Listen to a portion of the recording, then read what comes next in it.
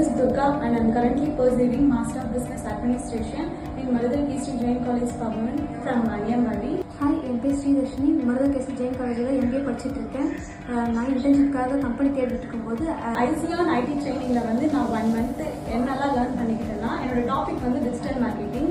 அதில் வந்து நிறைய டூல்ஸ் நான் வந்து நிறைய கற்றுக்கிட்டேன். அதில் வந்து என்னெல்லாம் search engine optimisation and content creation, அப்புறம் இந்த ஆட்ஸ், ஆர்டிகல் பிளாக்ஸ் எல்லாம் வந்து நான் அதில் வந்து எப்படியெல்லாம் கிரியேட் பண்ணுறதுன்னு நான் கற்றுக்கிட்டேன்.